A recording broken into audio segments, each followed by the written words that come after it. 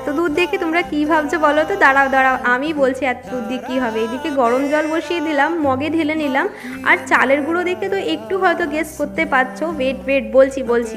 এইদিকে বৌদি নিজের দেশি স্টাইলে হাতে করে গুলছিল, কিন্তু গরম জলের জন্য দলা পাকিয়ে যাচ্ছিল। তার জন্য আমি বললাম দাও আমি আমার দেশি স্টাইলে ঘুটনি দিয়ে ভালো করে ঘুটি। তারপর এটা পাটিসাপটা যেমন ঠিকটা হয় সেইভাবেই ঠিকটা তৈরি করেছিলাম।